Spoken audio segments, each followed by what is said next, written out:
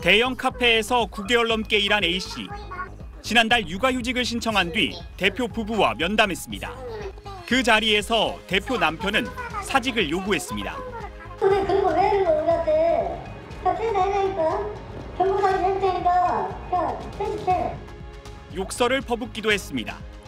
야, 이 여기가 무슨 대기업이야, 이 야, 적자 나줄 건데, 야, 네 남편 오라래, A씨는 도망치듯 자리를 빠져나왔습니다. 제가 이 상황에서 다시 나가서 근무를 할 수도 없는 상황이잖아요. 저는 진짜 너무 두렵거든요. 대표 남편은 욕설한 걸 사과하면서도 경영상 어려움을 호소했습니다.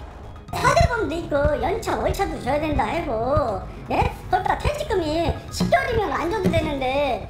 경찰과 노동청 조사가 시작되자 뒤늦게 육아휴직을 승인했습니다.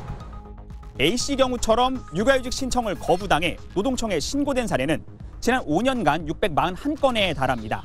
이 가운데 재판에 넘겨진 사례는 23건뿐인데 노동청의 시정 요구를 받아들인 업체 입장을 고려한 결과로 분석됩니다. 중소기업에서 10년 이상 근무한 B씨도 황당한 일을 겪었습니다. 회사가 육아휴직이 배제된 휴가 안내문에 서명을 요구했기 때문입니다. 전 직원이 사인을 했는데 저만 비동의를 했어요. 비동의한 사례가 제가 처음이었거든요. 이후 육아휴직을 신청하자 협박이 이어졌습니다. 돌아왔을 때 너가 있을 자리가 어디 있을까? 뭐 이런 식으로 얘기하고. 300명 이상 사업체 절반은 육아휴직 사용 실적이 있지만 업체 규모가 작아질수록 낮아져 5에서 9명 사업체에선 육아휴직 사용 실적이 고작 6%에 불과합니다. 영세 업체일수록 육아휴직을 쓰지 못하는 건데 그래서 육아휴직을 신청만 하면 사업주 승인이 없어도 자동 개시되는 제도를 도입하자는 목소리가 높습니다. 신청이 들어가면 승인이 없어도 자동 개시될 수 있는 조항으로 변경이 돼야 된다. 육아휴직 미이행 사업주에 대한 제재 수위를 높이자는 주장도 있습니다. 사업주들이 이거를 모르렸거든요. 거의 처벌받지 않는다. 100만 원이 선고되기도 하고 그러니까 차라리 그런 식으로 하는 것이 경영상 훨씬 더 유리하다. 반면 이를 보장하려는 영세업체를 지원해야 한다는 제안도 있습니다. SBS 송기준입니다. IT 업체에 종사하는 A씨는 6개월 된 아이의 아빠입니다. 힘들게 좀 일을 하다가도 이렇게 집에 와서 딱 웃는 모습 보면 너무 좋죠. 양가의 육아 도움을 받기 어려워 육아휴직을 사용하려고 했지만 고민 끝에 결국 포기했습니다.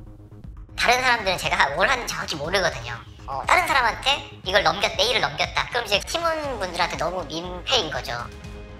고용노동부가 육아휴직을 사용하지 못하는 이유를 조사해봤더니 동료에게 업무가 가중된다거나 사용할 수 없는 조직 문화를 꼽은 응답자가 3명 중 2명이나 됩니다. 육아휴직이 법으로 보장돼 있더라도 동료에게 업무 부담을 줄 수 있다는 점이 육아휴직 사용을 주저하게 만든 겁니다.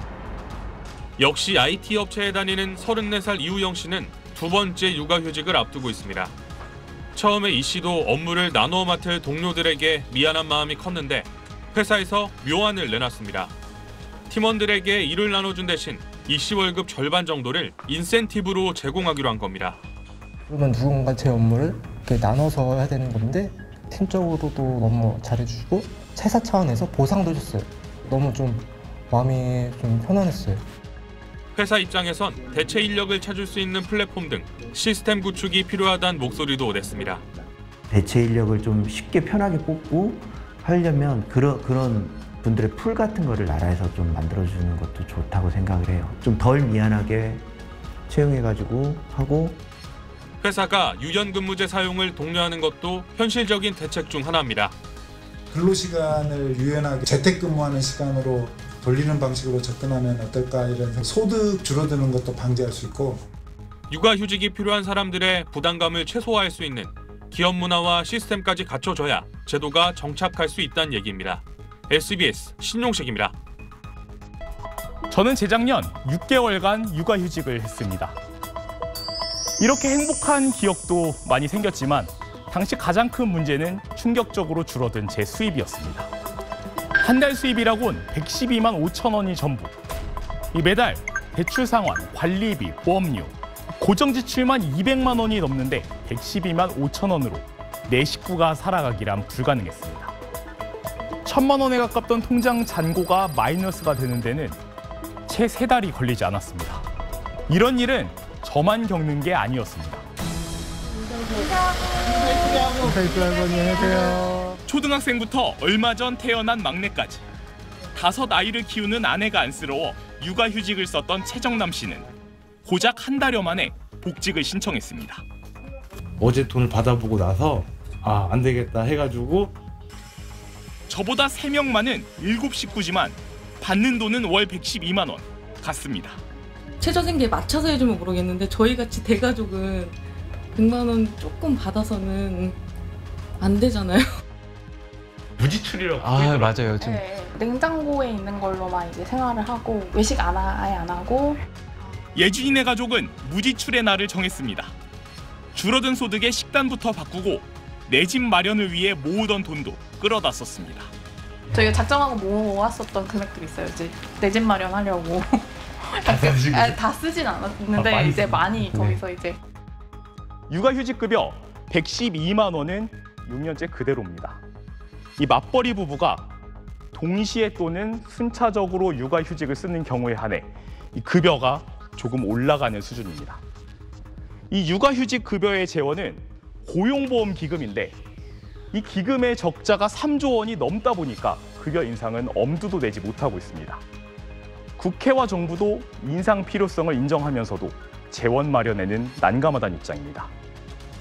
턱없이 미흡하다고 생각할 겁니다. 지금 문제는 고용보험 기금 재정의 건전성 문제가 재정 투입으로 애를 더 낳게 한다면 저희가 한없이 투입을 할 텐데 재정의 투입 한계가 있다는 것에 대해서 전문가들은 육아휴직 급여를 고용보험 기금 내 실업급여와 분리하고 체계화해야 한다고 조언합니다. 원래는 실업급여에 쓰도록 돼 있는 돈이라고 만들어 놓은 내 육아휴직 급여가 지금 끼어 있는 상태거든요. 그러면 그거를 사실은 분리를 하는 것도 한 방법이에요. 그래서 이제 모성보호 계정을 차라리 따로 만들어서 육아휴직이 효과적으로 작동하기 위해선 재정적 지원이 뒷받침돼야 한다는 얘기입니다. SBS 박재현입니다. 아이 3명을 둔 건설노동자 남한나입니다. 남 씨는 건설 현장에서 일하며 꼬박꼬박 보험료를 냈지만 아이 셋을 키우는 동안 육아휴직을 한 번도 쓰지 못했습니다. 정규직 같은 이제 그런 분들이 사용한다 보면 이제 그냥 남의 나라 얘기구나. 현행법상 육아휴직 적용 제외 대상이기 때문입니다. 해당 업체에서 계속 근로한 기간이 6개월 미만일 경우 육아휴직을 거부할 수 있다는 남녀고용평등법 시행령 탓에 계약 기간이 짧은 노동자에겐 육아휴직은 사실상 사용이 불가능합니다. 좀 짧은 공사 같은 경우에는 한 5개월 뭐 이 정도도 있고 뭐 길게는 7, 8개월. 여기 공사가 끝나면 이제 다른 공사 현장으로 넘어가야 되는 거잖아요. 남 씨와 같은 처지의 건설 노동자는 31,500명이 넘는 걸로 집계되는데 이런 사각지대에 놓인 대상자는 건설 노동자뿐만이 아닙니다. 근로기간 6개월 미만이라는 예외 조항 탓에 육아휴직을 쓰려다 일자리를 잃을 뻔한 경우도 있습니다. KB국민은행 콜센터에서 5년간 근무한 A씨. 둘째를 임신한 시기에 콜센터 업체가 바뀌면서 육아휴직과 퇴사, 양자택일 압박을 받았습니다. 똑같은 일을 하는데도 5년차 직원이 근로기간 6개월 미만자가 돼 육아휴직 예외 대상이 돼버린 겁니다. 고용승계가 안 된다 이렇게 답변을 받았었어요. 뒤늦게 고용승계는 이루어졌지만 예상치 못한 날벼락에 가슴을 쓸어내려야 했습니다. 기존에 있는 법부터 좀 보완을 해서 육아휴직자들 정말 마음 놓고 아기 키우면서 일할 수 있게 보장을 좀 해줬으면 좋겠어요. 과거 1년이었던 계속 근로기간 기준은 지난 2018년 시행령 개정으로 6개월 미만으로 줄었습니다. 같은 독소 조항으로 논란이 일던 배우자 육아휴직증 육아휴직 금지 조항은 2019년 사라져 부부 동시 육아휴직이 가능해졌습니다. 계속 근로기간 6개월 조항만 남은 건데 날로 심각해지는 저출생 해결을 위해선 이 조항에 대한 재정비가 필요하다는 목소리가 나오고 있습니다. 기업의 어떤 제도라고 봐서는 안 되고 이걸 국가의 제도라고 봐야 되거든요. 기업의 시혜가 아니라 국민이라면 당연히 누릴 수 있는 권리라고 생각해야 되는 거죠. 6개월 미만 조항은 삭제하는 것이 타당하다 생각합니다. 출산율 반등의 필요 조건인 일과 가정의 양립이 가능하려면 육아휴직을 예외 없이 사용할 수 있도록 제도의 구멍을 메우는 것도 필요합니다. SBS 권지훈입니다. 40대 직장인 토마 씨는 맞벌이 아내와 교대로 9살 아들의 등하교를 담당합니다. 출퇴근 시간을 조정하거나 회의 일정을 변경해야 하는 상황이 자주 생기지만 직장에서 눈치를 보는 경우는 없습니다. On trouve relativement acceptable qu'ils s'occupent de leurs enfants. Beaucoup de femmes qui travaillent, qui ont des postes importants. Ça favorise en fait d'une certaine façon le partage des tâches. 프랑스에선 직장인 3명 중 1명이 일주일에 한 번 이상 재택근무를 하는 걸로 조사됐습니다. 근무 환경이 유연하다는 얘기입니다. 만 3세부터 시작되는 무료 공교육도 부담을 크게 줄여줍니다. 필요한 경우 유치원에서 오전 8시부터 저녁 7시까지 아이를 추가로 봐주는데 부모는 식비 정도만 부담하면 됩니다. 따로 유치원을 구한다거나 아니면 돌보는 선생님을 구해야 될 그 어려움이 없었기 때문에 회사 생활에 좀 더 집중을 하고 빨리 적응할 수 있었던 것 같습니다. 아이가 많을수록 각종 세부담은 줄고 가족수당에 양육수당 등 현금 지원은 늘어납니다. 프랑스가 출산과 양육 지원을 위해 쓰는 공공가족 지원 예산은 우리나라의 배 수준입니다. It is the highest spender on family benefits in the OECD at 3% of GDP. It to be there and also trusted to be there when their children grow up. 프랑스의 합계 출산율은 1.7명 정도로 우리나라의 배가 넘습니다. 우리보다 사정이 낮지만 프랑스는 최근 출산율 감소세가 나타나자 출산 휴가를 반년으로 늘리고 25살부터 난임 검사를 무료 지원하는 등 파격적인 대책을 잇따라 쏟아내고 있습니다. 파리에서 SBS 박상우입니다.